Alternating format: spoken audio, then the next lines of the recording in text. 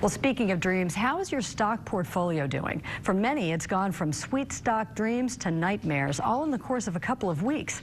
In this morning's U.S. Bank Economic 360, U.S. Bank Vice President and Senior Portfolio Manager Mike Dennemann has an insight on this quick reversal. He's in the studio with Business Courier editor Rob Dahlmeyer. Rob and Mike. Peg, thanks. Mike, thanks for being here. Morning. Well, the market had been on a roll all year, setting record highs, but all of a sudden it's lost all its gains and is actually even flirting with being underwater for the year. Right. What happened? Right. Well, you're exactly correct. It was just a few weeks ago that the market seemed like it was on complete cruise control. You know, every day we're hearing about a new record high close and another and another. So, you know, that's an exciting period, but it can also sort of lull you into this false sense of security that there's nothing out there that's going to derail the bull market. When in reality, we know there's quite a few things to be concerned about. Just a short list includes the Fed and higher interest rates, geopolitical worries about Ukraine or the Middle East, and not to mention we're right in the middle of summer, which historically has been a very difficult time for stocks. So you roll all that together and what you find is, you know, there are plenty of things out there just waiting to trip up the market. So really, it was probably just a matter of time.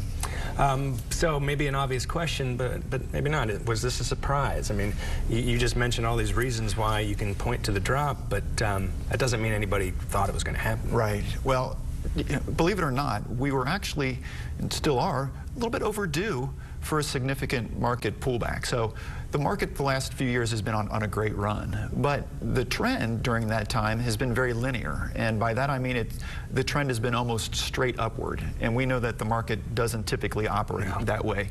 Usually there's a lot more peaks and valleys along the way. So to put that in some perspective, historically, the market has experienced a significant pullback on average about once a year. With this bull market, we're now almost 3 years without having one of these so-called corrections. So talk about being on borrowed time, right? So even though that's the case, we still shouldn't be fearful of a so-called correction because, you know, it's not as if we're, you know, facing a bubble type situation. It's not as if we're looking for a bear market around the corner. But at the same time, when the market has gone so far, so fast, sometimes it just needs to take a pause and catch its breath. So you're saying I shouldn't get all my money out of the market, dig a hole in my backyard, but is there anything I should change or anything that the viewers should change as far as what kind of investments they're making in the market? Well, you know, there are, as we noted just a moment ago, there are plenty of reasons to be cautious right now. The Fed, international politics. We've got an election of our own here in just 2 months. That's a very major event that could certainly dial up some of this uneasiness right now that the market is experiencing. But at the same time, I don't feel that there's any reason to panic. This isn't 2008 all over again. You know, the fundamentals of the market are very solid. Corporations have very strong balance sheets right now. Stocks aren't wildly overpriced. So, you know, I don't think that, you know, we should be overly concerned.